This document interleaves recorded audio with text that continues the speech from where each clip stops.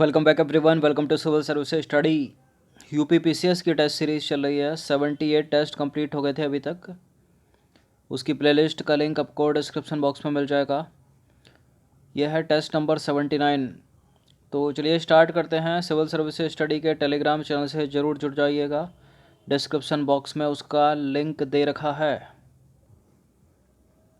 तो प्रश्न क्रमांक संख्या 1 पर आ जाइए।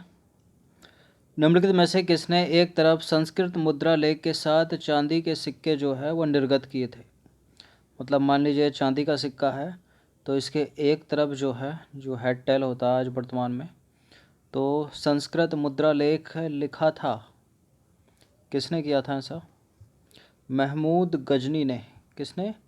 महमूद गजनी। तो महमूद गजनी ने एक तरफ संस्कृत मुद्रा लेख के साथ जो है चांदी के सिक्के निर्गत किए थे। ये नाम सीधा सीधा याद रखिए। क्वेश्चन नंबर 2 पर आ जाइए। इनमें से किसने सल्तनत काल में डाक व्यवस्था का विस्तृत विवरण दिया है? सल्तनत काल की डाक व्यवस्था का विस्तृत विवरण किसने दिया है? इब्न बतूता ने।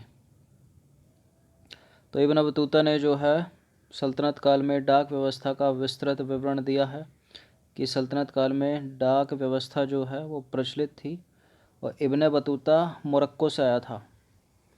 सबसे पहले लोक निर्माण विभाग की स्थापना करने वाला कौन था? लोक निर्माण विभाग किसने बसाया या बनाया? अलाउद्दीन खिलजी लगाकर इसको गलत मत कर देना, क्योंकि इसका उत्तर है फिरोज तुगलक। फिरोज शाह तुगलक ने बहुत सारी चीज़ें फिरोज शाह तुगलक ने की, जैसे कि फिरोजाबाद नगर बसाया, दिल्ली में फिरोज शाह कोटला बसाया, फतेहाबाद बसाया, हिसार बसाया, जौनपुर बसाया और फिरोजपुर बसाया। यूपीएससी का फेवरेट है, सॉरी यूपी पीसीएस और यूपी से जुड़े एग्जाम में बहुत पूछा जाता है कि जौनपुर नगर किसने बसाया। तो फिरोज शाह तुगलक ने बसाया। लोक निर्माण विभाग की स्थापना भी इसी ने की। फिरोज ने सार्वजनिक उपयोगिता की अनेक वस्तुओं का निर्माण करवाया। बनारस एवं इलाहाबाद के तीर्थ यात्रा कर की समाप्ति के लिए किसने मुगल बादशाह के सामने बनारस के पंडितों का नेतृत्व किया? बताइए, बनारस एवं इलाहाबाद के तीर्थ यात्रा कर की समाप्ति के लिए मुगल बादशाह के सामने बनारस के पंडितों का नेतृत्व किसने किया? कविंद्राचार्य ने। सी है इसका आंसर। तो बनारस एवं इलाहाबाद के तीर्थ यात्रा कर की समाप्ति के लिए कविंद्राचार्य ने मुगल बादशाह के सामने बनारस के पंडितों का नेतृत्व किया था। कौन से मुगल बादशाह के सामने? अकबर के सामने। क्वेश्चन नंबर 5 है। दारा शिकोह ने किस शीर्षक के अंतर्गत उपनिषदों का फारसी में अनुवाद किया था? क्या था शीर्षक? सिर ए अकबर। क्या था? सिर ए अकबर उपनिषदों का फारसी में अनुवाद दारा शिकोह ने। तो देखिए, दारा शिकोह ने स्वयं तथा काशी के कुछ संस्कृत विद्वानों की सहायता से 52 उपनिषदों का सिर ए अकबर नाम से फारसी में अनुवाद कराया।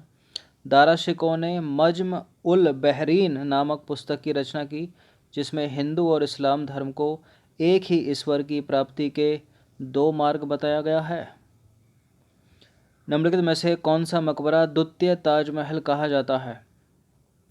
यानी वर्तमान ताजमहल की फूहड़ नकल, या आगरा में जो स्थित ताजमहल है उसकी फूहड़ नकल कौन है? बीबी का मकबरा। लेकिन बीबी का मकबरा तो ऑप्शन में है नहीं, तो उसका या रबिया उद्दौरानी का मकबरा। ठीक है, तो सी है इसका आंसर। दोनों नाम से याद रखिए। तो देखिए, औरंगजेब ने 1678 में अपनी बेगम राबिया उद्दौरानी की स्मृति में औरंगाबाद में एक मकबरे का निर्माण करवाया था। यह मकबरा बीबी का मकबरा नाम से जाना जाता है, और यह जो है ताजमहल की फूहड़ नकल है। प्रश्न इम्पोर्टेंट है, कॉम्पिटिटिव एग्जाम में पूछा गया है कई बार ये। संगीत यंत्र सितार मिश्रण है किसका? सितार जो है वो किसका मिश्रण है? देखिए, सितार बीणा और तंबूरे का मिश्रण है। किसका मिश्रण है? बीणा और तंबूरे का। इम्पोर्टेंट है ये।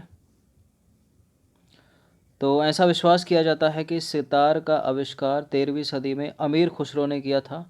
संगीत यंत्र सितार प्राचीन भारतीय वाद्य यंत्र वीणा और तंबूरा के मिश्रण से बना है।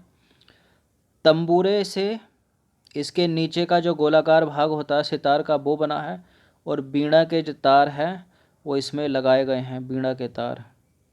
सर टॉमस मुनरो निम्नलिखित में से किस भूराजस्व व्यवस्था से संबंधित है? सर टॉमस मुनरो का संबंध किस भूराजस्व व्यवस्था से है? रैयतवाड़ी व्यवस्था। किससे है? रैयतवाड़ी व्यवस्था से। तो देखिए, कर्नल रीड द्वारा रैयतवाड़ी भूमि कर व्यवस्था 1792 में मद्रास के बारामहल जनपद में सबसे पहले लागू की गई। सर टॉमस रो उस समय मद्रास के गवर्नर थे। क्वेश्चन नंबर 9 पर आ जाइए। मिरातुल अखबार साप्ताहिक, फारसी साप्ताहिक को प्रकाशित करते थे। कौन प्रकाशित करता था इसको? लाला लाजपत राय, राजा राम मोहन राय। बी, राजा राम मोहन राय। तो देखिए, राजा राम मोहन राय को भारत में पत्रकारिता का अग्रदूत माना जाता है। उन्होंने समाचार पत्र के स्वतंत्रता का समर्थन किया। राजा राम मोहन राय की कुछ महत्वपूर्ण कृतियां इस प्रकार हैं। एक तो ये है तुहफतुल मुबाहिद्दीन, गिफ्ट टू मोनोथिस्टस, और क्या है? Precepts Jesus. ठीक है। उन्होंने बंगाल में संवाद कौमुदी और फारसी में मिरातुल अखबार का संपादन किया है। उन्होंने, किन्होंने? राजा राम मोहन राय ने। इम्पोर्टेंट है, संवाद कौमुदी बंगाली में और मिरातुल अखबार जो है वो फारसी में। तुहफतुल मुबाहिद्दीन, गिफ्ट टू मोनोथिस्टस और प्रिसेप्टस जीसस। ठीक है। क्वेश्चन नंबर 10 पर आ जाइए।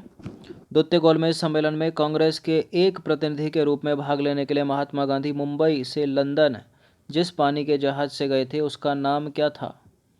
ये प्रश्न प्रीवियस ईयर का प्रश्न है। वैसे तो ये सारे के सारे प्रश्न यूपी पीसीएस में पहले पूछे हुए हैं। ठीक है। और लोअर सबऑर्डिनेट में भी पूछा गया है ये प्रश्न। देखिए, 3 गोलमेज सम्मेलन हुए थे, 3 हुए थे राउंड टेबल कॉन्फ्रेंस। तीनों गोलमेज सम्मेलन में भाग लेने वाले व्यक्ति का नाम है डॉक्टर भीमराव अम्बेडकर। पूछा जाता है वो प्रश्न भी। और कांग्रेस के एकमात्र प्रतिनिधि के रूप में गांधी जी ने भाग लिया था, वो भी दूसरे गोलमेज सम्मेलन में। तो जिस जहाज़ से गए थे ये मुंबई से लंदन, उस जहाज़ का नाम था SS राजपूताना। तो दूसरा गोलमेज सम्मेलन 7 सितंबर 1931 को प्रारंभ हुआ। इस सम्मेलन में कांग्रेस के एकमात्र प्रतिनिधि के रूप में भाग लेने के लिए महात्मा गांधी मुंबई से लंदन गए थे। SS राजपूताना नामक जहाज़ से रवाना हुए थे 12 सितंबर को। अच्छा, दूसरे गोलमेज सम्मेलन में एनी बेसेंट भी गई थी और मदन मोहन मालवीय भी गए थे, लेकिन वो कांग्रेस की तरफ से नहीं गए थे, वो खुद से व्यक्तिगत रूप से गए थे। ठीक है, मतलब खुद का खर्चा लगाकर। एनी बेसेंट ने सम्मेलन में शामिल होकर भारतीय महिलाओं का प्रतिनिधित्व किया था। क्वेश्चन नंबर 11 पर आ जाइए। वर्ष 1940 में मुस्लिम लीग के अधिवेशन में पाकिस्तान के सृजन का प्रस्ताव किसने रखा था? इम्पोर्टेंट है, 1940 का अधिवेशन चल रहा है। कौन सा अधिवेशन है ये? लाहौर अधिवेशन मुस्लिम लीग का। और पाकिस्तान के सृजन का प्रस्ताव रख दिया, किसने रखा? मोहम्मद अली जिन्ना ने। ऑप्शन नंबर ए है इसका आंसर। तो मुस्लिम लीग के लाहौर अधिवेशन में अध्यक्षता करते हुए मोहम्मद अली जिन्ना ने 23 मार्च 1940 को भारत से अलग एक राष्ट्र होगा, उस राष्ट्र का नाम पाकिस्तान होगा, यह मांग की मोहम्मद अली जिन्ना ने। अब इसका इतिहास थोड़ा देख लीजिए। पाकिस्तान की मांग का प्रस्ताव खली खुजमान ने तैयार किया था। ठीक है, इसकी मांग का प्रस्ताव किसी और ने तैयार किया था। अच्छा, मुसलमानों के लिए एक पृथक राज्य होगा, अब उस राज्य का नाम पाकिस्तान होगा या कुछ भी होगा, ऐसा विचार जो है किसके मन में आया था सबसे पहले? ठीक है, केवल एक राज्य होगा, अलग राज्य मुसलमानों के लिए, भारत से अलग, ऐसा विचार आया था राजनीतिक चिंतक इकबाल के मन में। ठीक है, तो एक प्रश्न ये भी बन सकता है अलग से, और पूछा भी गया है पहले परीक्षाओं में। ठीक है, अब एक बात आती है कि मुसलमानों के लिए एक पृथक राज्य तो होगा, लेकिन उस राज्य का कोई ना कोई नाम होगा, जैसे कि पाकिस्तान होगा उसका नाम। मुसलमानों के लिए एक पृथक राज्य होगा, उस राज्य का नाम पाकिस्तान होगा। ये विचार किसके मन में आया? तो ये विचार आया था रहमत अली के मन में, चौधरी रहमत अली के मन में। चौधरी रहमत अली कौन थे? कैम्ब्रिज विश्वविद्यालय के एक विद्यार्थी थे। ठीक है, तो देखिए शुरुआत कहाँ से हो रही है? शुरुआत हो रही है इकबाल से। मुसलमानों के लिए एक पृथक राज्य होगा, उस राज्य का नाम क्या होगा वो पता नहीं है, और ये विचार आया था इकबाल के मन में। और मुसलमानों के लिए भारत से अलग एक राज्य होगा, उस राज्य का नाम पाकिस्तान होगा, यह विचार आया था चौधरी रहमत अली के खोपड़े में। चौधरी रहमत अली कौन? एक विद्यार्थी थे कैम्ब्रिज विश्वविद्यालय के। इसके बाद 1940 आता है, 23 मार्च 1940 एक लाहौर अधिवेशन होता है मुस्लिम लीग का, तो इसमें और मांग कर दी मोहम्मद अली जिन्ना ने, भारत से अलग मुसलमानों के लिए एक राष्ट्र, उसका नाम पाकिस्तान। उम्मीद है बात समझ में आ गई होगी। क्वेश्चन नंबर 12 पर आ जाइए। हरिपुरा, जहां भारतीय राष्ट्रीय कांग्रेस का अधिवेशन हुआ था 1938 का, सुभाष चंद्र बोस की अध्यक्षता में हुआ था वो, वह निम्नलिखित में से किस राज्य में स्थित है? इस हरिपुरा की बात हो रही है, किस राज्य में स्थित है ये हरिपुरा? राजस्थान में तो है नहीं, महाराष्ट्र में है क्या? महाराष्ट्र में भी नहीं है, एमपी में भी नहीं है, गुजरात में स्थित है ये। तो हरिपुरा जहाँ पर भारतीय राष्ट्रीय कांग्रेस का 1938 का वार्षिक अधिवेशन हुआ था, गुजरात में स्थित है। क्वेश्चन नंबर 13 पर आ जाइए। भारतीय राष्ट्रीय आंदोलन पर इंडियन स्ट्रगल नामक पुस्तक निम्नलिखित में से किसने लिखी है? किसने लिखी है? सुभाष चंद्र बोस जी ने लिखी है। ऑप्शन नंबर ए है इसका आंसर। तो नेताजी सुभाष चंद्र बोस द्वारा लिखी गई पुस्तक का नाम इंडियन स्ट्रगल है। इस पुस्तक में नेताजी ने इस बात का उल्लेख किया है कि कैसे खुदीराम बोस अपने बलिदान के बाद बंगाल के घरों में पूजनीय हो गए, और महिलाएं जो हैं अपनी साड़ी के किनारे पर खुदीराम बोस की साड़ियाँ पहनना पसंद करती थी। ठीक है, खुदीराम बोस लिखी साड़ियाँ पहनना पसंद करती थी।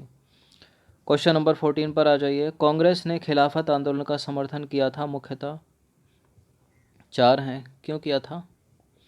क्योंकि खलीफा की पुनः स्थापना करने के लिए और मुसलमानों की सहानुभूति प्राप्त करने के लिए। 1 और 3 हो जाएगा। 1 और 3 है क्या कहीं पर? है, ऑप्शन नंबर ए हो जाएगा इसका आंसर। तो देखिए 1919 से 1920 ईस्वी में अली बंधुओं द्वारा चलाए गए खिलाफत आंदोलन की गांधी ने अध्यक्षता की थी, गांधी जी ने।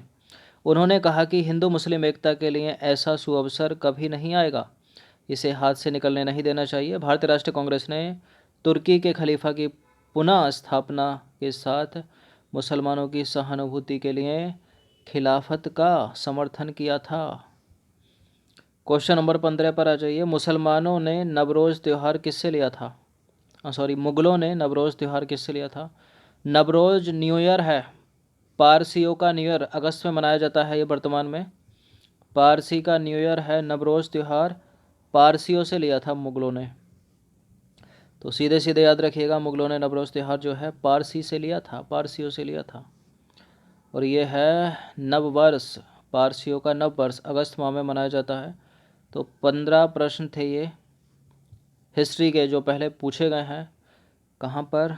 यूपीपीसीएस और लोअर सबऑर्डिनेट की परीक्षा में, अपर लोअर दोनों में घुमा फिरा कर रोटेशन होता रहता है इनका। तो इनकी प्रैक्टिस कर लीजिएगा। इस पूरी की पूरी टेस्ट सीरीज़ की प्लेलिस्ट का लिंक आपको डिस्क्रिप्शन बॉक्स में मिल जाएगा, वहाँ पर आप टेस्ट नंबर 1 से लेकर 78 या 77 जो भी था ये वहाँ तक पहुँच सकते हो। धन्यवाद।